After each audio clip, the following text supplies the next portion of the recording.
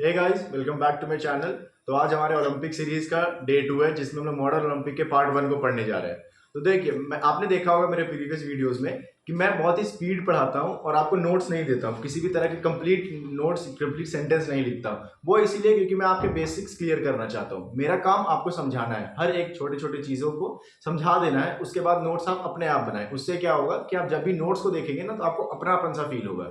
और जब वो अपनापन सा फील होता है पेज पलटने में, तो फिर आधे चीजें तो ऐसे ही रिवाइज हो जाती है, क्योंकि वो आपको समझा हुआ होता है। और आधे आपको एक बार रिवाइज कर देना होता है, गो थ्रू होना होता है बस। इसीलिए मैं आपको कुछ भी डिक्टेट पूरा पूरा सेंटेंस नहीं लिखवाता हूँ। मैं आपको छोटे छोटे पॉइंट्स में डिक्टेट कर देता हूँ, कीवर्ड्स दे देता हूँ, जिससे कि आपको बस समझ में आ जाए कि आखिर हुआ क्या था, कब क्या हुआ था, कैसे हुआ था। तो आज हम जानते हैं मॉडर्न ओलंपिक के बारे में। देखिए, जब भी हम मॉडर्न ओलंपिक का नाम सुनते हैं ना, तो सबसे पहला चीज हमारे दिमाग में आना चाहिए, वो आना चाहिए बैरन पियरे डे कुबर्टन का नाम। ये एक फिजिकल एजुकेशन टीचर, कोच, एक आर्मी सर्व्ड ऑफिसर, एक पॉलिटिकल मैन, सब कुछ थे। कैसे देखिए कि बैरन, अगर हम बैरन पियरे डे कुबर्टन के बारे में बात करें, तो बैरन पियरे डे कुबर्टन पेरिस में इनका जन्म हुआ था जनवरी 1 1862 में। ठीक है, इन्होंने आर्मी एकेडमी ज्वाइन की थी, क्योंकि इनके फैमिली चाहती थी कि ये आर्मी में जाए, इसीलिए इन्होंने आर्मी एकेडमी ज्वाइन किया था। पर वहां उन्हें उतना मजा नहीं आया, तो फिर उन्होंने पॉलिटिकल स्टडीज में ध्यान दिया और पॉलिटिकल मिनिस्ट्री पढ़ा। ठीक है, कॉन्स्टिट्यूशंस पढ़ा। उनसे उन्हें नेशनल और इंटरनेशनल प्रॉब्लम्स के बारे में पता चला। नेशनल और इंटरनेशनल, उन्हें उनका ऐसा थॉट था कि नेशनल इंटरनेशनल जो प्रॉब्लम्स थी, वो ओलंपिक को वापस से स्टार्ट कराने से ठीक हो सकती थी। काफी हद तक जो कोऑर्डिनेशन था, जो बॉन्ड है सारे कंट्रीज के बीच में, वो अच्छे से बन सकती है गेम्स के थ्रू, ओलंपिक के थ्रू। तो ये उनकी इमेजिनेशन थी एंशिएंट ओलंपिक को रीस्टार्ट करने की। ठीक है, अब आगे अगर हम जाए तो बैरन पियरे डे कुबर्टन जो है वो 1890 में ओलंपियन गेम्स देखने गए थे। देखिए, मैं आपको एक बात बताता हूँ कि जो एंशियंट गेम्स थे, जो थियोडोसियस वन के द्वारा बंद कर दिए गए थे, बैन कर दिए गए थे, वो ओलंपिक गेम्स तो बंद हो चुकी थी, एंशियंट ओलंपिक बंद हो चुका था, पर छोटे छोटे इवेंट्स थे जो अभी भी होते थे। देखिए, जैसे मान लीजिए कि ओलंपिक गेम्स 4 साल में एक बार हो रही, सपोज ओलंपिक गेम्स हो रही है 4 साल में एक बार हो रही है, पर उसके अलावा भी बहुत से ऐसे ऐसे गेम्स हैं जो कि हमारे गांव में, हमारे शहर में, हमारे स्टेट के अंदर होते रहते हैं। ठीक है, और अब सपोज कि अचानक से ओलंपिक बंद हो गई, और मैं एक इंसान हूं जो कि मैं उस पोस्ट पर हूं कि मैं उसे वापस से ला सकता हूं, मेरा मन है उसे वापस से लाने का, पर मेरे पास आइडिया नहीं है। पर मैं बगल में गया, कहीं देखा कि कुछ कॉम्पिटिशन हो रही है, मैंने देखा कि पॉपुलेशन जो है वो चाहती है, पब्लिक चाहती है, पब्लिक का इंटरेस्ट है इनमें कि मैं इसे कैसे वापस ला सकता हूँ। ठीक है, फिर मैं सोचने लगता हूँ कि मैं इसे कैसे वापस ला सकता हूँ। तो मुझे वहां जाकर के उस गेम्स को, उस कॉम्पिटिशन को देखकर एक आइडिया मिलता है कि मुझे कैसे काम करना है, कैसे स्टार्ट करना है।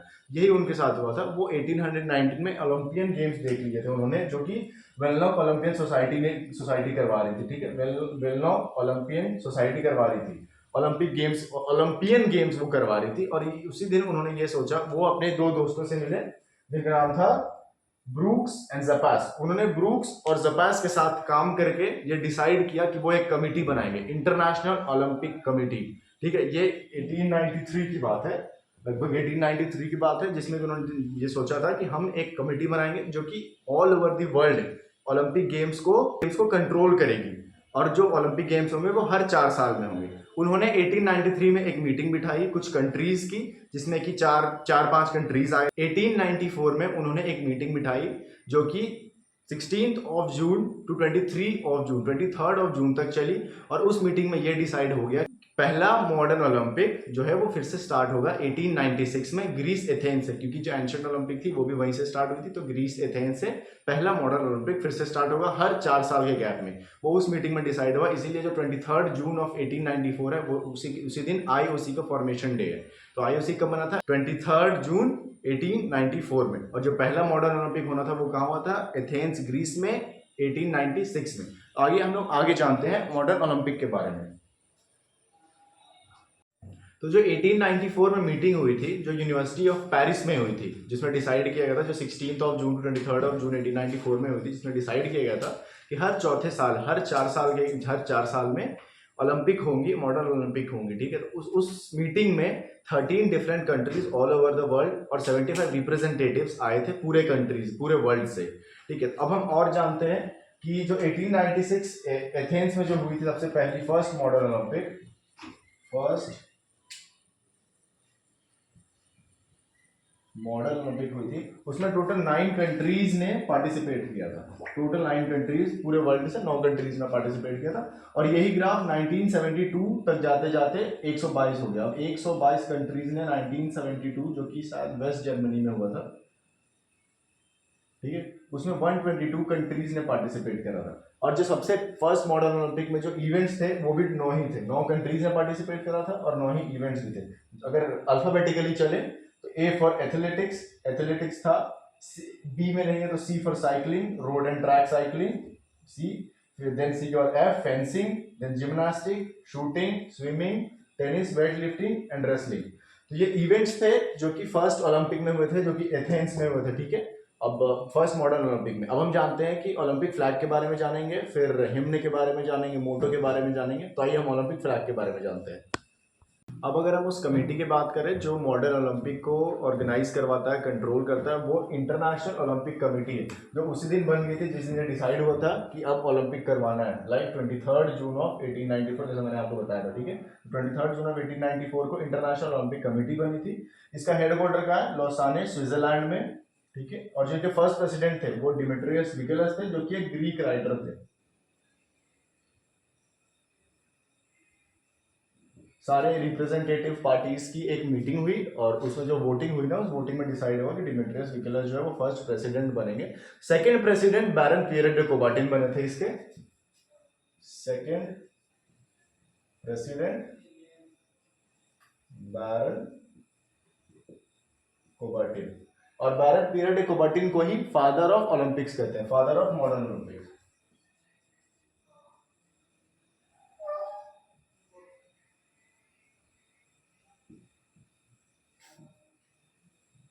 ठीक है, तो अगर आपसे कोई पूछे फादर ऑफ मॉडर्न ओलंपिक्स कौन है तो उन्हें बता दीजिएगा कि कोबाटिंचा जो है वो फादर ऑफ मॉडर्न ओलंपिक्स है। और आगे हम बात करें तो जो करंट प्रेसिडेंट है वो थॉमस बैच है। एक्चुअली में इनका जो प्रोनाउंसिएशन जनरली थॉमस बक बोलते हैं सब, पर BUCH ना होकर BACH है। और ये 9th प्रेसिडेंट है, जो कि एक जर्मनी के हैं, ठीक है। आइए अब हम आगे बात करते हैं। अब हम जानते हैं ओलंपिक फ्लैग के बारे में। तो ओलंपिक फ्लैग का जो प्रोपोर्शन डिसाइड करा गया था वो था 3:5 का। लाइक अगर मेरे पास एक पेज है, सपोज ये मेरे पास एक पेज है, ये एक फ्लैग मुझे इसे बनाना है, तो इसकी जो ब्रेथ होनी चाहिए वो 3 होनी चाहिए और जो लेंथ होनी चाहिए वो 5 होनी चाहिए, ठीक है। चाहे मैं इसे कितना ही बढ़ाऊं, क्यों ना मैं ये बोर्ड ले लूं, इसकी जो लेंथ होनी चाहिए वो 5 होनी चाहिए और जो ब्रेथ होनी चाहिए वो 3 होनी चाहिए। रेशियो 3:5 की रेशियो, ठीक है। लाइक अगर मैं आपको बताऊं कि अगर ये 6 सेंटीमीटर की है तो ये 10 सेंटीमीटर की होनी चाहिए, ठीक है। तो ये 3:5 की रेशियो बनती है। इस रेशियो में ओलंपिक फ्लैग को डिजाइन किया गया था कि कहीं भी कोई भी फ्लैग बनेगा वो 3:5 के रेशियो में बनेगा। और ये किसने डिसाइड किया रेशियो, बता, 3:5 का रेशियो। और ये किसने डिजाइन करा था, design and suggested by Coubertin, वही baron Pierre de Coubertin, father of modern Olympic, ठीक है। और अगर मैं इसके और बारे में बताऊं तो इसका जो कलर होता है वो होता है blue, black, red, yellow and green. देखिए इनका हर एक कलर हर एक कॉन्टिनेंट को रिप्रेजेंट करता है। अब मैं आपको समझाता हूँ, एक ट्रिक से बताता हूँ कैसे। ब्लू, ब्लू यूरोप को शो करता है, ठीक है। ब्लू मीन्स यूरोप, चलो मैंने यूरोप को ब्लू दे दिया, ठीक है, डन है। अब ब्लैक हम सब जानते हैं, मैं रेसिस्ट नहीं हूँ, रेसिस्ट बनना भी नहीं चाहता हूँ। मैं काला नहीं हूं, मेरा कलर फेयर है पर टैनिंग है, ठीक है। तो मैं आपको ये बताता हूं कि ब्लैक कौन होते हैं, जो काले होते हैं। मैं काला नहीं हूं, जो काले होते हैं अफ्रीकन्स काले क्यों हैं, क्योंकि वहां का जो ओजोन लेयर है वो थोड़ा टूट सा गया है, तो धूप की जो सनरेज आती है वो बहुत ज्यादा आती है, ठीक है। तो जो अफ्रीकन है वो काले हैं, इसीलिए उनको काला रंग दिया गया है। रेसिस्ट मैं नहीं, रेसिस्ट कोबाटिन है, रेसिस्ट IOC है, रेसिस्ट मैं नहीं हूं, ठीक है। तो ब्लैक कलर दिया गया किसे, अफ्रीका को। रेड की बात कर लें, आप बताओ पूरे वर्ल्ड में रेड किसे बोलेंगे, ऑब्वियसली डोनाल्ड ट्रंप, ठीक है। डोनाल्ड ट्रंप को क्यों, मुंह तो उसका पूरा व्हाइट हो जाता है, पूरा पूरा इतना गोरा है, अगर थोड़ा सा भी कुछ हो जाए, धूप आ जाए, एक चमाट मार दो पूरा लाल हो जाए, ठीक है। गुस्सा आ जाए पूरा लाल हो जाए, टमाटर हो जाए, मीम तो आपने देखा ही होगा। तो रेड मैंने दिया किसे, अमेरिका, चलो ये दे दिया मैंने अमेरिका। अब आ जाओ ग्रीन, ग्रीन सोचो, अगर मैं एक कंट्री है जो कि चारों तरफ से ओशियंस के बीच में है, अगर यहां से देखूं तो टेंड्स टू ग्रीन ही दिखता है, टेंड्स टू ग्रीन ही दिखता है। ऑस्ट्रेलिया, ऑस्ट्रेलिया ओशियंस के बीच में है, टेंड्स टू ग्रीन है, तो उसे मैंने दे दिया ग्रीन, ऑस्ट्रेलिया। अब भाई येलो, पीले कौन है? देखो मैं काला नहीं हूं, मेरा कलर पीला है, ठीक है, तो मेरा कलर पीला है, ठीक है, तो तो मैं काला नहीं हूँ भाई, मेरा कलर पीला है, तो इसीलिए एशियन, और मैं एशिया से हूँ, तो जो एशियन है उनको दिया गया है येलो कलर, एशिया। ये मैंने नहीं डिसाइड करा कलर और कंट्री, ये डिसाइड करा है कोबार्टिन भाई ने, आईओसी ने, थॉमस बक भाई ने, ठीक है, नीता अंबानी ने। अब बताओ नीता अंबानी ने क्यों सेलेक्ट करा है? क्योंकि Nita Ambani first Indian women है जो कि आईओसी की मेंबर है। अब फर्स्ट मेल कौन है जो उसका मेंबर है? जो फर्स्ट मेल है वो है सर दोराबजी टाटा, ठीक है, सर जमशेदजी दोराबजी टाटा जो है, जो इंडियन ओलंपिक एसोसिएशन के जो प्रेसिडेंट रहे हैं, फर्स्ट प्रेसिडेंट रहे हैं, उन्होंने ही, वही जो है आईओसी के फर्स्ट इंडियन मेल रहे हैं मेंबर, एज अ मेंबर। तो आइए, अब मैंने आपको बता दिया ब्लू मतलब यूरोप, ब्लू मतलब यूरोप, मैंने ब्लू को ऐसे ही दे दिया यूरोप को कि जा भाई, यूरोप ने बोला भाई मुझे ब्लू दे दे, मैंने ब्लू दे दिया। उसके बाद मैंने सोचा कि अब चार जो है, अब चारों इक्वली बांट देता हूँ, क्योंकि पांच में तो इक्वली बटेगा नहीं, तो फिर ब्लैक दे दिया अफ्रीका को, भाई तू काला है, काला रख। मैंने नहीं दिया, कोबार्टिन भाई ने दिया। रेड दे दिया अमेरिका को, कुछ भी बोल लाल हो जाता है, ले लाल। येलो दे दिया एशिया को, तो भाई तेरा तो रंग ही येलो है, हर जगह हल्दी वल्दी खेलते हो तुम, शादियों में ये वो दिस दैट, तो पीला ले ले। और ग्रीन दे दिया ऑस्ट्रेलिया को कि भाई तो इको फ्रेंडली है, नेचुरल है यार, चारों तरफ से पानी है, उसके अलावा कौन सा कलर लेगा, ग्रीन तरफ फेवरेट होना चाहिए, तो ग्रीन ले लिया ऑस्ट्रेलिया ने। अब हम आते हैं आगे मोटो पर, ठीक है। मोटो पर आने से पहले मैं आपको एक और बात बताता हूँ, फ्लैग बन तो गया, फ्लैग बनाया किसने बता दिया, डिजाइन किसने किया बता दिया, फ्लैग आया कब? फ्लैग आया 1913, नहीं, फ्लैग 1913 में नहीं आया। बहुत से क्वेश्चंस में ऐसे आ जाते हैं, और बहुत से बच्चे, इवन मेरे जो क्लासमेट्स हैं वो भी इस चीज़ की गलती करते हैं कि वो 1930 टिक कर 13 टिक करके आ जाते हैं, ठीक है। 1913 में ये कंप्लीटली बन गया था, डिज़ाइन हो गया था, इसका आइडिया आया था, इसके बारे में कोबार्टिन भाई ने सोचा था, इमेजिन किया था, और इसको डिज़ाइन करा था। 1913 समर ओलंपिक के बाद ये बन चुका था, ठीक है। कहीं कहीं 1914 में दिख जाएगा आपको, लेकिन 1920 में जब ओलंपिक हुई थी ना, उस ओलंपिक में इसे पहली बार लहराया गया था स्टेडियम में, ठीक है। अब कौन से स्टेडियम में कौन सा ओलंपिक था 1920, ये आपको फैक्ट्स वाले वीडियो में पता चलेगी। क्यों? क्योंकि अभी मैं उतना डीप नहीं जाना चाहता हूँ इस वीडियो में, क्योंकि मैं आपकी मॉडर्न ओलंपिक को बेसिक्स क्लियर कर रहा हूँ। अगर आपको टीजीटी, पीजीटी, ट्रिपल एस वो सब क्वेश्चन उनमें आती है, अगर आपको वो पढ़ने तो आपको फैक्ट्स वाली वीडियो देखनी पड़ेगी, वो उनके लिंक यहाँ डिस्क्रिप्शन में मिल जाएगा, ठीक है। तो चलिए, तो इसका 1913 और 1914 में ले लो कि ये बन गया था, लेकिन आया कब? 1920 में, ठीक है। आइए, अब मैं इसके मोटो पे आता हूँ। तो इसका जो मोटो है, मोटो सब पहले तो इसका पहले ये मिटा, जो मोटो जो है वो डिसाइड, वैसे ऑफिशियली तो ये है कि कोबार्टिन भैया ने ही मोटो दिया था, ठीक है, पर उन्होंने हेल्प लिया था हेनरी डिडॉन। हेनरी डिडॉन उनके एक राइटर थे, फ्रेंड थे, जिनसे उन्होंने हेल्प ली थी कि भाई मेरे को बता दे यार, कि यार मेरे को मोटो देना है, तू पढ़ने लिखने में तेज है, तू मेरे को बता दे मैं क्या दूँ। तो उन्होंने बताया था कि तू सीटीएस लिख दे, ऑल्टीएस लिख दे, और फोर्टीएस लिख दे मेरे भाई। तो कोबार्टिन भाई ने कहा ठीक है भाई, भाईचारा ऑन टॉप, मैंने लिख दिया सीटीएस, ऑल्टीएस, फोर्टीएस। अब इनके कुछ मतलब होते हैं, मैं आपको मतलब, सीटीएस का क्या मतलब होता है? सीटीएस मतलब, कहीं कहीं आपको लग रहा है इसमें सिटी, सिटी, तो सिटी में क्या होती है? चलती है गाड़ियां, ठीक है, सिटी, मुन्ना तेरे जेल से फरार, सिटी में चलती है गाड़ियां, गाड़ियां चलती हैं स्पीड, क्योंकि सिटी के रोड होते हैं बहुत अच्छे, 8 लाइन 16 लाइन, तो क्या चलती है? स्पीड। और क्या हम स्पीड को फास्ट बोल सकते हैं? बिल्कुल बोल सकते हैं। तो क्या मैं स्पीड की जगह फास्ट लिख दूं? लिख दूं, चलो लिख दिया फास्ट। तो क्या मैं सीटीएस का मतलब फास्टर बोल दूं? चलो बोल दिया भाई फास्ट। क्या आप भूलोगे? मत भूलना, ठीक। सीटीएस सिटी, फास्टर। ऑल्टीएस, ऑल्टीएस का क्या मतलब होता है? ऑल्टीएस का मतलब होता है ALTITUDE, एल्टीट्यूड, ऑल्टीएस। सिमिलर है, थोड़ा सा, थोड़ा सा तो सिमिलर होगा, नहीं लग रहा? बताता हूं, ALTI, अल्टी, ALTITUD। एल्टीट्यूड, एल्टीट्यूड का मतलब हाई, ऊपर। क्या मैं इसको हायर बोल दूं? आप बताओ, आप बताओ। देखो वो जो राइटर थे ना हेनरी डिडॉन, इन्होंने आपकी एनर्जी बचाई है। बताओ कैसे? उन्होंने आपकी एनर्जी इस तरह बताई कि उन्होंने जो ये लिखा है वर्ड, उसी में कुछ ट्रिक्स दे दी हैं जिससे कि हम जैसे छोटे टीचर्स, आप जैसे बड़े स्टूडेंट्स को समझा सके कि भाई देख ऐसे याद करना है ताकि आपके अच्छे नंबर आ सके। ठीक है, तो देखो अब एल टी मतलब एल्टीट्यूड, तो अब मैं एलटीएस को हायर लिख दूं? अभी समझाया, नहीं समझ में आया तो दिक्कत है भाई। फिर तो तुम हाइपोथैलेमस से किसी और कहीं और ध्यान दे रहे हो। हाइपोथैलेमस को लगाओ यहाँ। हाइपोथैलेमस नहीं समझ में आया तो यहाँ डिस्क्रिप्शन में आ रही, सॉरी डिस्क्रिप्शन में आ रही होगी लिंक, उससे मेरी ब्रेन वाली वीडियो देख लो। ठीक है, उसके बाद आप आओ कि हाइपोथैलेमस क्या होता है। तो हाइपोथैलेमस को लगाओ यहाँ, पढ़ो यहाँ, अपने इमोशंस को लगाओ पढ़ाई पर, क्योंकि भाई वो तो चली जाएगी, रह जाऊंगा तो सिर्फ मैं। नंबर मैं दे दूंगा, बात कर लेना मेरे से। ठीक है, अल्टियस का मतलब एल्टीट्यूड, एल्टीट्यूड का मतलब हाई। ठीक है, पसीना मुझे इसीलिए आ रहा है क्योंकि मैंने पंखे रखे हैं बंद कर, एसी वाला रूम मैं अफोर्ड नहीं कर सकता। फोर्टियस, देख भाई एक एथलीट फास्ट भी है, ऊंचा भी है, तीसरा चीज जो मेन है उसके पास क्या होनी चाहिए बता? चल तू बता।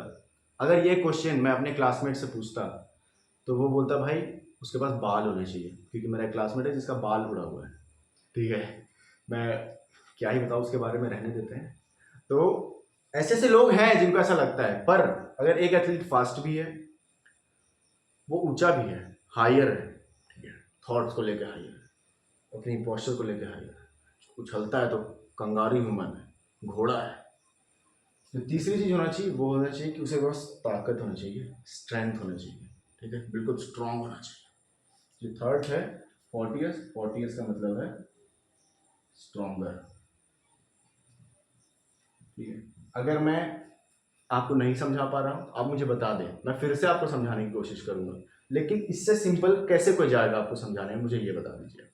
ठीक है, देखिए ये 3 मोटो थी कोविड से पहले, यही 3 मोटो थी। जो चौथा मोटो है, ये 3 मोटो किसने दी थी? हेनरी डिडॉन ने इनडायरेक्टली दी थी। अगर आप बहुत ही लाइक टफ कंपटीशन वाले एग्जाम से जाओगे, like D triple S B को मैं अपने लेवल से थोड़ा टफ मानता हूं, अगर आप डी ट्रिपल एस बी का पेपर देखोगे तो उसमें आपको ये क्वेश्चन आ सकता है कि चलो भैया कुबर्टिन भैया ने तो दी ही थी मोटो, पर कोई तो ऐसा बंदा होगा ना जिसने कुबर्टिन की हेल्प की होगी, कोई तो ऐसा होगा, तो वो था हेनरी डिडॉन। ठीक है, लाइक देखो ये फ्लैग है, फ्लैग अचानक से चलो कुबर्टिन भैया बहुत टैलेंटेड थे, बहुत इंस्पिरेशन है वो हमारे, उनकी वजह से इतना बड़ा मूवमेंट वापस से स्टार्ट हो पाया, लेकिन कुछ तो लोग होंगे जो जिन्होंने उन्हें हेल्प करा होगा फ्लैग बनाने में, पर उनके नाम ऑफिशियली नहीं है, तो कुबर्टिन भैया को मान के चलते हैं। इसमें तो नाम दिया हुआ है हेनरी डिडॉन, ये याद रखना, हेनरी डिडॉन, डिडॉन मतलब डॉन, चित्ता ही कहते हैं।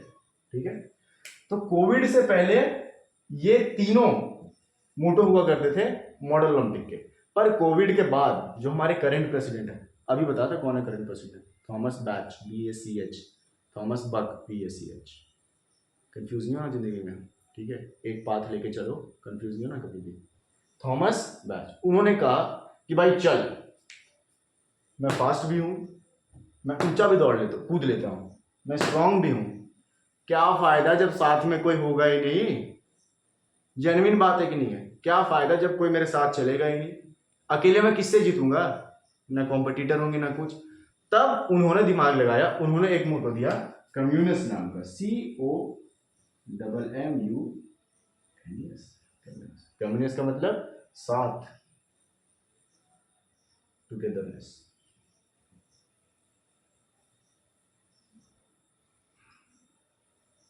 ठीक है, समझ में आ गया? अब प्रेजेंटली जो ओलंपिक के मोटे हैं वो 4 हैं, CTS, LTS, फोर्टियस और कम्युनिस्ट। इनसे क्वेश्चन सीधे आ जाते हैं। मैंने देख रखा है हरियाणा टेट में एक क्वेश्चन आया था कि ऑलटीएस का क्या मतलब होता है। अलीगढ़ मुस्लिम यूनिवर्सिटी के बीपीएड एंट्रेंस में मैंने क्वेश्चन देखा था कि CTS का मतलब क्या होता है। सिंपली एक ये वर्ड है ना, ये वर्ड भी डाल देते हैं और इसका मतलब, और मेन हम कंफ्यूज हो जाते हैं इसका मतलब क्या था, इसका मतलब क्या था।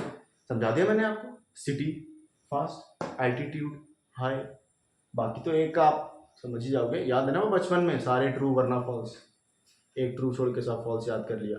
ठीक है, तो अब हम आगे जानते हैं। आइए, ओलंपिक फ्लेम, ओलंपिक स्टार्ट होने के बहुत सालों बाद आया। ठीक है, ओलंपिक फ्लेम जो है वो 1928 में आया, जो कि एम्स्टर्डम ओलंपिक्स में पहली बार ओलंपिक फ्लेम को इंट्रोड्यूस किया गया। ओलंपिक फ्लेम की बात करूं तो ये symbol of knowledge, life and happiness है। इसे सिंबल ऑफ नॉलेज, लाइफ और हैप्पीनेस मानते हैं। और ये कहाँ से देखिए, फ्लेम की एक बहुत ही खास कह लो या कुछ भी कह लो वो बात है कि जो ओलंपिक फ्लेम है वो हमेशा वहां से जलाई जाती है जहां से ओलंपिक स्टार्ट हुई। एंशियंट और मॉडर्न दोनों ही एथेंस ग्रीस से स्टार्ट हुई है, तो उसे वहां पे जलाई जाती है। कहाँ पे जलाई जाती है? एथेंस ग्रीस में। कैसे? सन रेस से। सन रेस से लेंसेस लगा करके ओलंपिक फ्लेम को जलाया जाता है। अब तो मैं बहुत एडवांस हो गया तो ईजी है, पहले भी ऐसे ही किया जाता था, लेंसेस लगा करके ओलंपिक फ्लेम को एथेंस में, ग्रीस में जलाया जाता था। और कैसे जलाया जाता और कहाँ जलाया जाता था? देखिए, हीरा कौन थी? हीरा गॉड ज्यूस की, जिनके ओनर में ओलंपिक होता था। गॉड ज्यूस की वाइफ भी थी और सिस्टर भी थी। ठीक है, वो उनकी बहन थी जिससे उन्होंने शादी कर ली, ये सोच करके। पुराने जमाने में कुछ सोच होगा, कुछ भी होगा कि अपनी घर की है, मैं राजा हूं, मैं कैसे किसी से और से भी शादी कर सकता हूं, तो उन्होंने अपनी ही बहन से शादी कर लिया। और हीरा जो उनकी वाइफ थी, हीरा, उन्हीं के लिए, उन्हीं के नाम पे एक टेम्पल बना था जिसका नाम था हीरा का। ठीक है, जिस टेम्पल में सनरेज से ओलंपिक फ्लेम जलाई जाती है, हीरा का नाम के एक टेम्पल में। ओके, देन अगर आगे देखें तो किसने बनाया था ओलंपिक फ्लेम, किसने इंट्रोड्यूस किया? तो कार्ल डीम। नाम में डिम है, बनाया इन्होंने फ्लेम है। यही होता है ऑपोजिट मोटिवेशन। ठीक है, इंट्रिंसिक मोटिवेशन, एक्सट्रिंसिक मोटिवेशन, कि बाहर से लाइक ऐसा कुछ सीन। बोल बोल बोल। सॉरी यार, अरे कोई नहीं, बोल। रूम फ्रेशनिंग टाइप कुछ होगा अपने पास? सॉरी, अरे कोई बात नहीं है तो जब भी डार्क है। Opposite motivation. हाँ ठीक है, ऑपोजिट मोटिवेशन, तो यही होता है मोटिवेशन, रियली मोटिवेशन, कि भाई नाम में डार्क है और काम तो देख लो क्या कर दिया। ठीक है, 12th फेल देखा होगा आपने, बेचारा चक्की पीस पीस करके IAS बन जाता है। हमेशा ये नहीं हो पाता, किसी किसी केसेस में होता है। तो जो कार्ल डीम थे, उन्हें अपने मम्मी पापा पर गुस्सा था कि उनके नाम में डीम क्यों है, तो उस डीम को हटाने के लिए उन्होंने ओलंपिक के लिए फ्लेम बना दिया। This is the motivation you guys should have. Okay, तो देखिए, तो जो कार्ल डीम थे, वो कार्ल डीम ने बनाया क्या? ओलंपिक फ्लेम बनाया। और कब बनाया? 1928 में बनाया। एम्स्टर्डम ओलंपिक में उनका पहली बार झलक दिखा गया ओलंपिक फ्लेम का। ओलंपिक फ्लेम में रिले कब स्टार्ट हुई? 1936 से रिले स्टार्ट हुई। रिले क्या होता है? रिले होता है जो हम ग्रीस से, एथेंस ग्रीस से, कोई बात नहीं, कोई बात नहीं, ठीक है, तो थोड़ा फ्लो में आ गया था। आप क्या प्रैक्टिकल की तैयारी कर रहे हो क्या? हाँ काइंड ऑफ। अच्छा, ओके, सॉरी यार, कोई बात।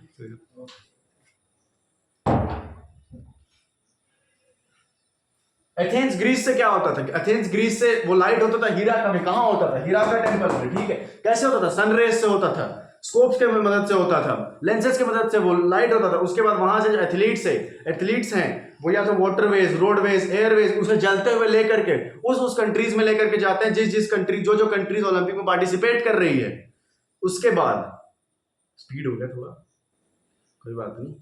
तो जो कंट्रीज पार्टिसिपेट करती है ना ओलंपिक में, उन जो फ्लेम है, फ्लेम एथेंस ग्रीस से जल करके हीरा का टेम्पल से लाइटन होकर के वो एथलीट्स जो पार्टिसिपेट करते हैं, हर कंट्री से दो एथलीट लाइट फ्लेम को ट्रैवल करने के लिए उन्हें चुना जाता है। और उसके बाद वो अपने कंट्रीज में वो लेकर के या तो रोडवेज, एयरवेज, वाटरवे, इस बार 2024 पेरिस ओलंपिक में वाटरवेज से भी लाया गया है। ठीक है, वाटर के अंदर से भी लाया गया है। ऐसे टेक्नोलॉजीज हो गई है। तो वो ऐसा होता है कि जो कंट्री पार्टिसिपेट कर रहा है, उन कंट्रीज से होते हुए वो जो लाइट है वो जलती रहती है और आती है कहाँ? जहाँ पे वो होना है।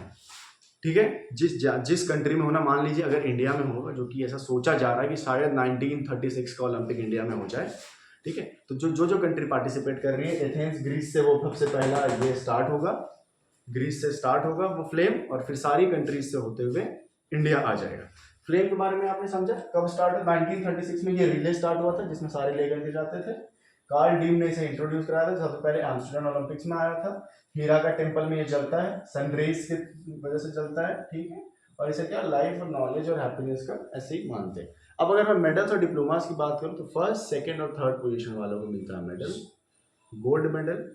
पता है लास्ट प्योर गोल्ड मेडल कब मिला था? 1912 में। 1912 में लास्ट गोल्ड मेडल मिला था, प्योर गोल्ड। उसके बाद मिक्स होने लगा, भ्रष्टाचार बढ़ गया, ठीक है। तो 1912 में लास्ट, 1912 में लास्ट मिला था। अब देखिए 1928 से 2000 तक जो साइड ऑफ द मेडल थी उसमें नाइकी, ये गॉड थे, गॉडेस है नाइकी, उनका फोटो बना हुआ था किधर? ओवर साइड, मतलब कि जो दिखाने का मेन साइड होता है ना मेडल का, कॉइन का, ओवर साइड में नाइकी का एक सिंपल सा ऐसे उड़ते हुए थोड़ा सा, मतलब सिंपल एक फोटो बना हुआ था, ठीक है, जिसको डिजाइन किया था ग्यूसेपे कैसियोली में, ग्यूसेपे कैसियोली में। फिर ये आपको हायर लेवल के कॉम्पिटिटिव एग्जाम्स में आएगा। और अगर उसके बाद आए तो 2004 में एलेना वोट्सी ने एक डिजाइन किया जिसमें कि गॉड नाइकी जो है वो पेनहेलिक स्टेडियम से उड़ रहे हैं, ठीक है, वो वाली। और फिर वो ही होने लगा। और उसके बाद क्या हुआ ना कि देखो 4th, 5th, 6th को मिलता था सर्टिफिकेट्स, जो 4th, 5th और 6th सर्टिफिकेट्स कह लो, डिप्लोमा कह लो, वो उन्हें मिलता था। और फिर 1949 के बाद 7th और 8th को भी डिप्लोमा और सर्टिफिकेट मिलने लगा। आइए हम कुछ और बातें जानते हैं मॉडर्न ओलंपिक के बारे में। आइए तो ओलंपिक हिम्न और मास्कट को जानते हैं, ये क्या होता है। ओलंपिक हिम्न क्या है? इसे ये ओलंपिक एंथम कहते हैं, ठीक है, एक गाना जो हम लोग जैसे नेशनल एंथम वैसे ओलंपिक एंथम होता है। Played when flag is raised और होस्टेड। देखिए जब भी फ्लैग को रेज किया जाता है, होस्ट किया जाता है, तो इस एंथम को बजाते हैं। इसे किसने बनाया था? इसे कंपोज किया था स्पाइरिडन समारस ने, ठीक है, स्पाइरिडन समारस ने। फिर से वही टीजीटी का क्वेश्चन, स्पाइरिडन समारस ने। और पोएट और राइटर कौन थे? कॉस्टिस पलामस। यहां कंफ्यूज नहीं होना है, कंपोज करना अलग बात होता है, लिखना अलग बात होता है, ठीक है। तो स्पाइरिडन समारस ने कंपोज किया था, कॉस्टिस पलामस, दोनों में मस रस है, रसमस मसरस, ठीक है, भूलना नहीं है। और फर्स्ट टाइम कब गाया गया था ये? 1896। 1896 में क्या था? पहली बार ओलंपिक हुई थी। कहाँ हुई थी? एथेंस, ग्रीस में। कौन से Olympic? Modern Olympic. Ancient Olympic पहली बार कब हुई थी? सही बोल, पिछला वीडियो देखकर आया हो लगता है, ठीक है। मास्कट, मास्कट क्या होता है? मास्कट जनरली एक क्या है पता है? मास्कट